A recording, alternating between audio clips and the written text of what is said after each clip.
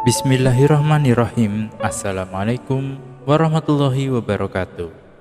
Alhamdulillahirrabbilalamin. Bersyukur kita kepada Allah Subhanahu wa Ta'ala atas limpahan nikmat yang telah diberikan kepada kita semuanya.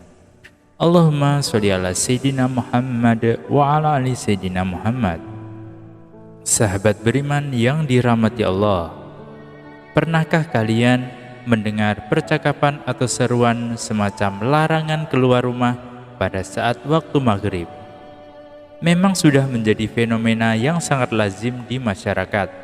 Banyak yang percaya kalau waktu maghrib tersebut syarat akan bahaya. Tapi sayangnya kepercayaan ini terkadang hanya dianggap sebagai mitos belaka yang sengaja dibuat untuk menakuti orang. Padahal secara ilmiah hal ini telah dibuktikan kebenarannya. Mengapa keluar rumah pada waktu maghrib itu dilarang? Ada fakta, ada pula yang telah membuktikan secara ilmiah. Sebagai masyarakat yang hidup di alam serba-serbi kepercayaan, banyak dari kita yang masih sering percaya pada mitos, dialami atau tidak, inilah yang terjadi selama ini, bahkan boleh dibilang mitos. Telah menjadi belenggu tersendiri yang keberadaannya sulit untuk dibendung. Tetapi apa boleh buat, kalau faktanya mitos memang sulit untuk dilepaskan dari kehidupan kita. Sebab di samping keberadaannya sudah ada sejak lama, juga terus berkembang hingga turun-menurun. Mitos telah menjadi konsumsi sehari-hari yang sering diperbincangkan oleh orang-orang hampir setiap saat. Sebagaimana diketahui, mitos tentang sebuah cerita yang berkaitan dengan peristiwa alam, kehidupan manusia, sejarah, maupun hal-hal gaib yang tidak didasarkan pada bukti-bukti ilmiah. Disebutkan jika asal-usul kemunculannya disebabkan oleh ketidakmampuan akal manusia dalam menjawab fenomena, dan seiring berkembangnya waktu, itu menjadi satu pandangan yang turut menyetel sejarah. Masalahnya ketika sains dan agama telah hadir dalam kehidupan manusia, masih ada saja yang telah percaya pada mitos. Padahal sains dan agama telah memberikan jawaban atas apa yang dipersoalkan selama ini. Misalnya ada yang percaya kalau tidur tengkurap dapat menyebabkan orang tua kita meninggal dunia, sehingga tidak sedikit di antara kita yang takut untuk melakukannya. Padahal tidak dianjurkan untuk tengkurap oleh ilmu kedokteran hanya karena alasan kesehatan, karena dapat mengakibatkan leher dan tulang belakangnya terasa nyeri serta ketidaknyamanan pada bagian perut. Cerita lain ada pula yang percaya kalau orang meninggal dengan cara tidak wajar, arwahnya akan bergentayangan di dunia. Sementara Islam menjelaskan semua roh orang yang mati tak satu pun yang dapat kembali walau hanya sesaat. Kalau sudah begini tentu saja jadi masalah, sebab kepercayaan terhadap mitos jelas akan mempengaruhi cara bersikap dan berperilaku seseorang. Sebagaimana bunyi hukumnya, kepercayaan yang salah akan melahirkan tindakan yang salah pula. Maka patut kita berhati-hati, sebab jangan sampai apa yang selama ini diyakini sebagai kebenaran justru hanya mitos belaka. Ujung-ujungnya bukan mendapat kebaikan, yang ada malah terjerumus dalam kesesatan. Pentingnya sikap berhati-hati dalam mempercayai sebuah informasi atau cerita yang berkembang memang sudah seharusnya dilakukan oleh setiap orang. Lebih baik kalau informasi tersebut ditelusuri dan diperiksa terlebih dahulu sebelum benar-benar diterima. Karena sejatinya hidup ini dipenuhi dengan cerita mitos, apalagi di Indonesia yang memang sudah terkenal dengan kekayaan cerita mitosnya.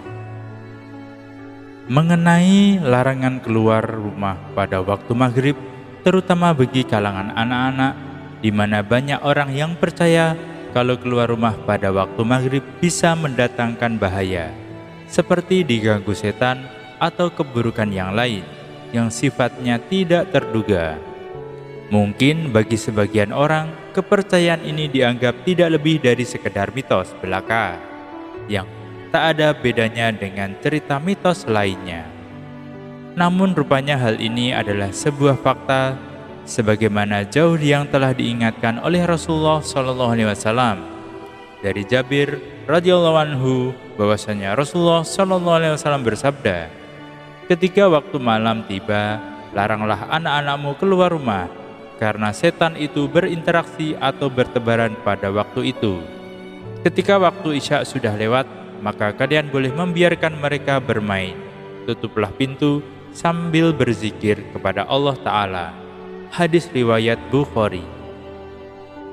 Pada hadis yang lain juga disebutkan, jika awal malam telah tiba setelah matahari tenggelam, tahanlah anak-anak kecil kalian di dalam rumah, karena ketika itu setan sedang berkeliaran.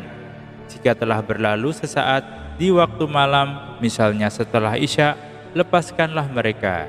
Jika mereka mau bermain di luar rumah, maka dipersilahkan. Di awal malam tutuplah pintu-pintu sambil menyebut nama Allah Ta'ala, karena setan tidak dapat membuka pintu yang digembok dengan membaca bismillah. Tutuplah ember-ember kalian dan sebutkanlah nama Allah Ta'ala ketika menutupnya. Tutuplah wadah-wadah kalian, piring atau gelas, dan sebutlah nama Allah Ta'ala.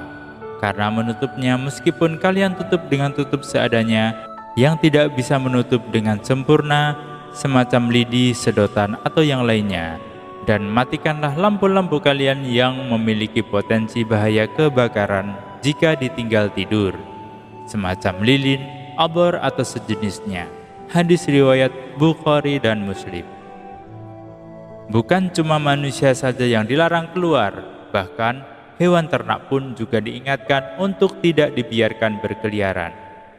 Jangan lepaskan hewan-hewan ternak dan anak kalian ketika matahari terbenam sampai berlalunya awal Isya, karena waktu setan berkeliaran antara waktu terbenamnya matahari sampai berlalunya awal Isya. Hadis riwayat Muslim.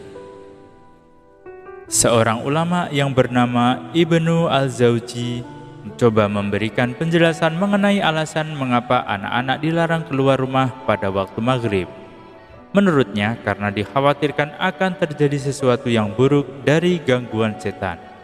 Mengingat setan suka menempel pada sesuatu yang mudah ditempelinya seperti najis dan kotoran.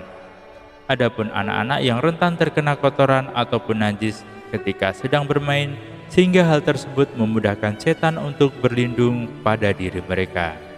Selain itu, anak-anak juga kadang tidak tahu soal zikir dan dapat dijadikan sebagai pelindung diri, dan Rasulullah SAW memberikan larangan untuk tidak keluar menjelang maghrib bukan tanpa alasan.